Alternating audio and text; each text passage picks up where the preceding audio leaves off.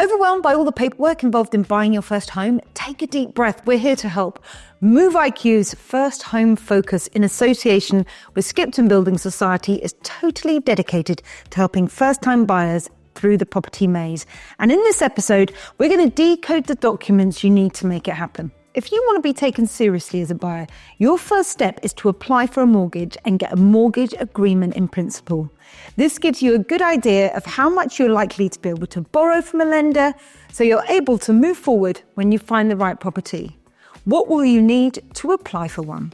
Additional questions may be asked and/or additional documentation may be required. You'll be asked to provide utility bills to prove your address, and this will typically need to be 3 months' worth. You'll need your latest P60 to prove your income, or your SA302 form if you are self-employed. You'll be asked for your passport or driving licence for your proof of identity, plus your last 3 months' bank statements to show your income and outgoings. Lenders are obliged to check you can afford repayments should your circumstances change, so they'll be looking at other outgoings including credit cards and other loans, as well as living costs like travel, childcare and entertainment. It's a good idea to have a solicitor ready and waiting even before you found a house, because some of the initial paperwork and ID stuff can take quite a lot of time. Solicitors must check you in a process called Know Your Client, which proves who you are as a new client. For this, you're going to have to produce ID, which could be your passport, driving license, P60 or P45, or police, government or armed forces ID card. Then you'll need proof of address, which typically might be a bank statement showing your address, or your driving licence or electoral register or inland revenue statement. Just remember, you can't use the same document to prove ID and your address, so you'll need 2 different documents.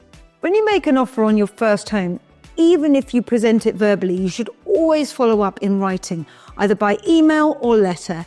Make sure you include details of your mortgage, which shows you can afford the price that you are offering.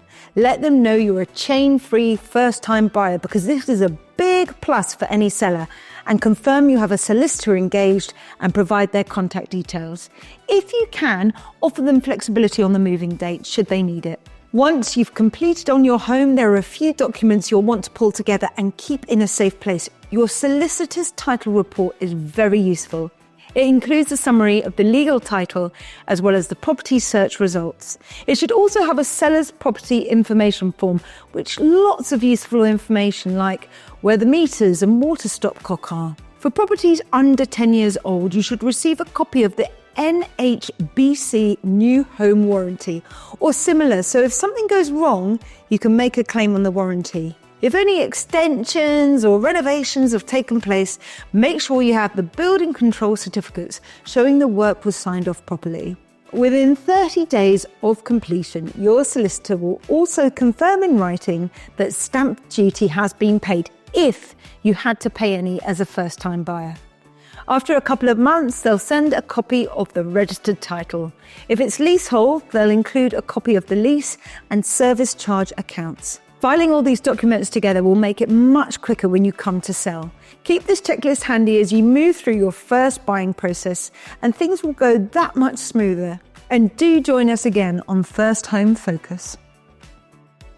Thanks for joining us on this episode of Move IQ's First Home Focus podcast. We hope you found our tips and advice helpful. Remember, home ownership may be closer than you think, and we are here to support you every step of the way. So please don't forget to subscribe, rate and review our podcast so you never miss an episode. Until next time.